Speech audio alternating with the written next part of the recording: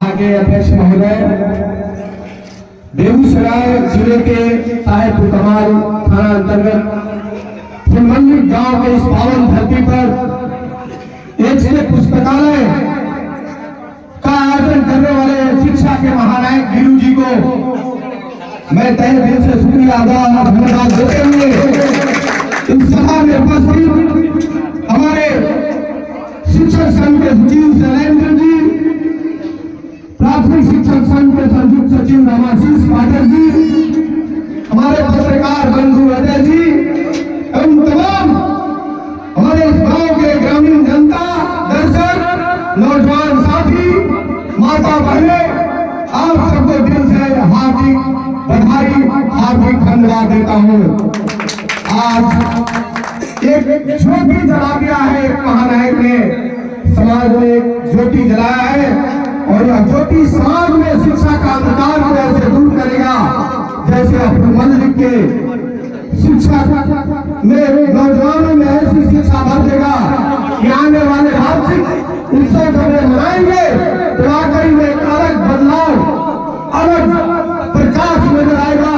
और ये जो आज भीड़ है करीब 4 गुना 10 गुना भीड़ के साथ इस फंक्शन को हम लोग आयोजित करेंगे और इस भीड़ के साथ मैं यहाँ के जनता को दिल से बधाई देता हूँ। मुझे थोड़ी असंतोष है, इस गांव की महिलाएं, इस गांव की बेटियां इस सभा में उपस्थित नहीं हुई क्योंकि बेटियों के बिना इस समाज की कल्पना नहीं की जा सकती। महिलाओं के बिना इस समाज अधूरा है। पुरुष का पुरुषार्थ तभी संभव होता है जब उसके साथ महिलाएं होती है। जब हमारे घर में बेटियां होती है तभी हमारा पूरा परिवार चमकता है। तो मैं कहूंगा गिरू जी से, आपने जो काम किया है वाकई में अद्भुत, सराहनीय और एग्जाम्पलरी है। इस गांव में, इस चित्तूर इलाका में इस तरह की कल्पना करने वाला कोई आम इंसान नहीं हो सकता। आपने जो अलग जगाया है वाकई में या किसी महानायक से कम नहीं, इस शिक्षा का आप महापुरुष से कम नहीं है। और मेरा यह उम्मीद है, मेरा मन कह रहा है कि वाकई में आप एक नई ऊंचाइयों को छुएंगे और आप यहाँ इस फुलमंडी गांव में नहीं बल्कि देश में अपनी पहचान बनाएंगे। और उस समय वह दिन मुझे आज भी झलक रहा है, वह तारीख तय होना बाकी है जब पद्मश्री शिक्षा में आपको मिलेगा। और मैं सुनील के साथ यह आपको ईश्वर से प्रार्थना करता हूँ कि आप उस तारीख को तय करें, इसी तरह काम करते रहे, उस शिक्षा को अलग बढ़ाते। और मैं कहूँगा शिक्षा पर आप लोग शायद मेरे बारे में बहुत कुछ जानते नहीं होंगे। मैं इंस्पेक्टर तो जरूर हूँ लेकिन इससे भी बढ़ के समाज सुधारक, मोटिवेशनल मेंटर, सोशल वर्कर हूँ। मुझे ज्यादातर लोग सोशल वर्कर, मोटिवेशनल मेंटर के तौर पर जानते हैं। मैं पुलिस प्रशासनिक वर्क करने के साथ साथ इतना समय निकालकर समाज में व्यतीत करता हूँ मानो मुझे फर्स्ट प्रायोरिटी हमारा समाज ही है। मुझे लोग कहता है, आश्चर्य होता है लोगों को कि आप इतना समय कैसे निकालते हैं। अरे जुनून को एक बार जगाओ, दिल से चाहो तो दुनिया को मिट्टी में कर दोगे। ब्रेन ईश्वर ने ऐसा दिया है जिसमें आप एनर्जी क्रिएट करके देखो, अपनी सोच विचार लाके देखो, आप जो चाहोगे वो मिलेगा। और इसी उद्देश्य से हम चलते हैं अपने ब्रेन में उतनी ताकत, उतनी मेंटेनेंस में रखते हैं कि 16-17 घंटा काम करने के बाद भी मेरी एनर्जी इसी लेवल की होती है। और इसी में मैं समाज में समय दे पाता हूँ। मैं बेशक अपने परिवार के समय को काट कर समाज में जाता हूँ क्योंकि वह मुझे संतुष्टि मिलती है। मैं चाहता तो केवल नौकरी करके अपना घर परिवार संभालता, जो एक भाई मेहमान ने अक्सर बोला यही होता है हमारे समाज में। नौकरी लग गई, आप सेल्फिश हो जाते हैं।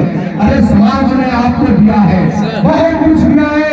जिस समाज में आपका बचपन गुजरा, जिस समाज में आपकी जवानी गुजरी, जिस समाज में आपका व्यक्तित्व का निर्माण हुआ, वह समाज का कर्ज आपको चुकाना है। न मत भूलिए, आप जिस ओहदे पर हैं, आप उस ओहदे पर अब जो सम्मान पा रहे वह समाज का कृतज्ञ है कि आपने पढ़ाई लिखाई कर और वहां तक सम्मानित पद पाया है। तो उस सम्मानित पद पाने का जिम्मेदारी यह है जब आप सफल हो जाए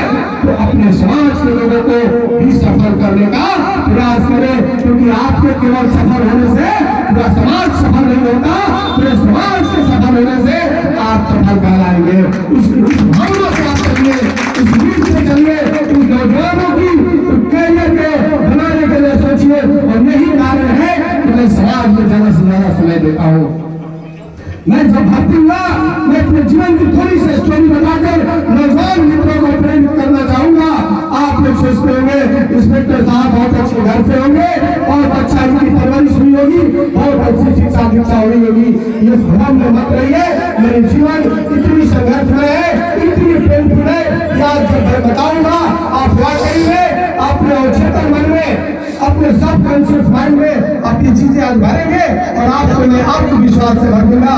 दुनिया में चाहे कोई व्यक्ति कहीं भी पैदा हो, वो जो चाहेगा वो पालेगा। ये मैं गारंटी देता हूँ। मेरे जीवन एक मजदूर परिवार में बड़ा और भारी तीन भाइयों के परिवार में मेरा जीवन शुरू हुआ। बड़ा भाई होने के नाते कितनी संघर्ष में जीवन हुई। माता पिता मजदूर, दोनों अशिक्षित। आज भी मेरा नाम अरविंद गलत है, क्योंकि अरविंद में मैं भी लिखता हूँ और शुरू से गाँव के ग्रामीण टीचर भी मुझे नहीं बताया था कि अरविंद में भी होता है। सोच लीजिए हम किस स्तर की शिक्षा से गुजरे हैं। सोच लीजिए कि जहाँ शिक्षा का कोई वैल्यू नहीं था। मैं गाँव का पहला ग्रेजुएट व्यक्ति हूँ। 2005 में मैं गाँव का पहला ग्रेजुएट। आप आकलन कर सकते हैं कि 2005 में तो शिक्षा व्यवस्था बहुत उन्नत थी, उसके बाद भी क्या कारण है? क्योंकि हमारी बस्ती स्लम डॉग से पैदा हुआ है बच्चा। स्लम डॉग का मतलब शायद आप नहीं समझते होंगे, लेकिन जो हमारे शिक्षक दल है वो समझते होंगे। स्लम डॉग ऐसी बस्ती होती है जिसका घर बनाने के लिए भी जमीन नहीं होता है। सरकारी जमीनों में झुग्गी डालकर अपने बच्चों को लालन पालन जो करते हैं, वैसे स्लम डॉग से निकला हुआ बच्चा आपके समाज के बीच आज वक्तव्य दे रहा है। और गर्व से मैं कहता हूँ, मुझे करने में कोई बुराई नहीं। मैं उस जगह से आता हूँ जहाँ शिक्षा का स्तर बहुत गिरा हुआ था, बहुत बैकवर्ड समाज था, जहाँ हमारे माता पिता भी पढ़े लिखे नहीं थे, लेकिन वो सामाजिक आदमी थे।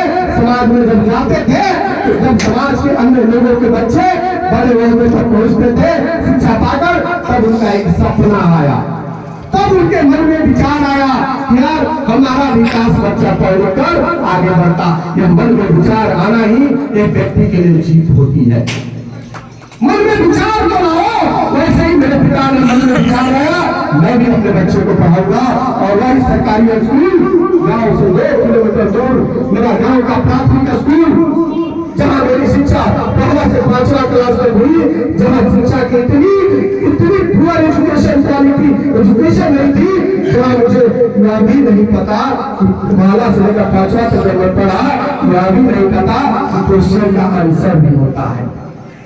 आप सोच के देखिए, इमेजिन करिए, एक बच्चा जो आपके सामने बोल रहा है, उसके जीवन में कितना पेनफुल शिक्षा मिली है, संघर्ष मिली है। पहला से 5वां तक हमारे शिक्षक गैर जिम्मेदार जो हमें उस बात को नहीं बताया कि क्वेश्चन मिलता है तो उसका आंसर देना होता है। मैं परीक्षा में जाता था और क्वेश्चन का पेपर जो मिलता था वही कॉपी में देखकर चला आता था और बोला बस लिख दिया।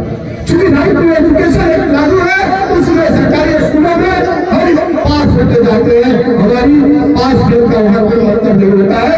1 to 9 हम कंप्लीट क्लास करते जाते हैं।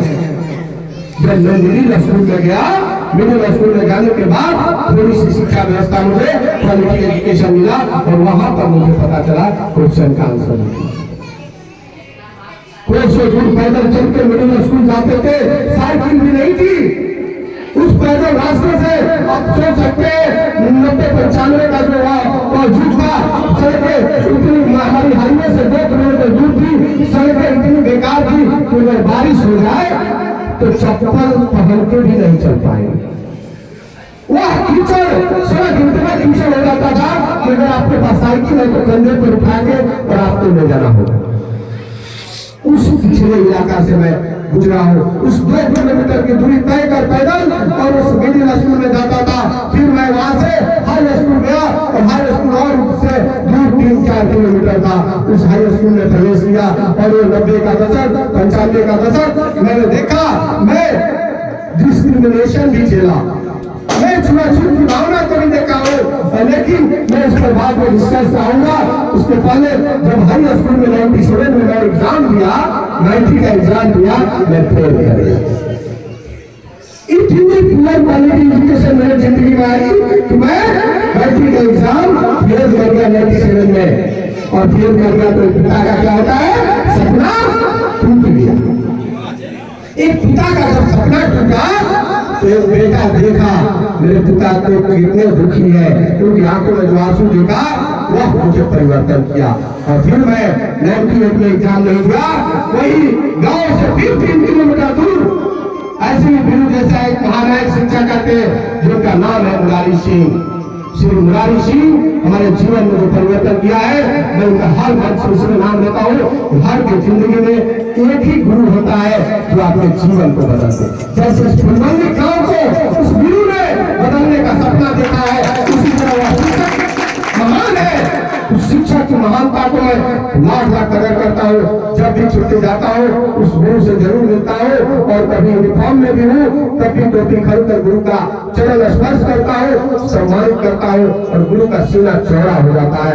मैं कहूँगा गुरु का भी वह दिन आएगा जब यहाँ के सारे नौजवान नम्र होकर इनका पाँव छुएंगे और कहेंगे कि आपने एक सुहागरी में एक ज्योति जलाया है, और इस प्रकाश से पूरे मल्लिक को सुंदर और सुसंगीत किया है। वहां से मैं अपने गुरु को, जहाँ 98 में मैंने 8 महीने की मात्र कोचिंग की मैट्रिक पास होने के लिए, और उसी 97 के रजिस्ट्रेशन पर मैंने 99 में एग्जाम दिया। मैं इससे बता दूं कि 98 में जब मैं उस गुरु के पास पढ़ने गया, 100 लड़कों का बैच हुआ करता था।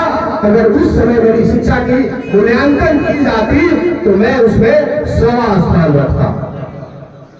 इतनी पूर्ण व्यवस्था, पूर्ण एजुकेशन मुझे मिला।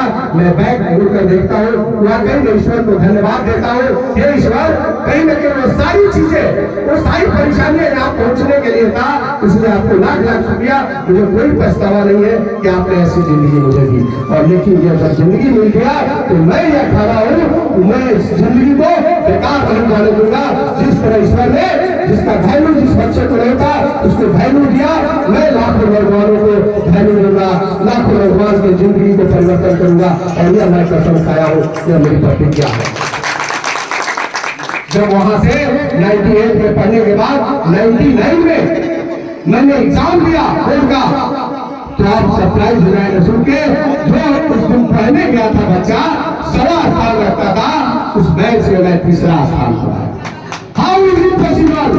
कैसे संभव हुआ, कैसे ये बिरु जानेगा? क्योंकि उसने अलग जमाया है, यह आप लोग भी कर सकते हैं। आप नौजवान साथी गांव में रहने वाले कभी असफल हो तो घबराना मत, थकना मत, हारना मत, उठना, चलना, दौड़ना, भागना, आपको सफलता जरूर मिलेगी। वही मेरे साथ हुआ, मैंने फेल किया। इतना सफलता ही सफलता की कुंजी है। जब आप असफल होते हैं तो आप बड़ी सफलता की तरफ बढ़ते हैं, इसलिए सफल होने से घबराना मत। क्योंकि असफलता मेरी जिंदगी को चमकाया और उस गुरु को मिलाया जहाँ से मैं पढ़ लिख कर 99 में मैट्रिक पास किया और उस बैच में 3रा स्थान लाया। मैं सोच भी नहीं सकता था, लेकिन उसके पीछे मेरी मेहनत थी। मेरे अंदर ऐसी जुनून आया जैसे महात्मा बुद्ध को एक ज्ञान की प्राप्ति हो गई हो, वैसे ज्ञान आया मेरे अंदर। और मैंने पढ़ाई के सिवा कुछ नहीं सुझा।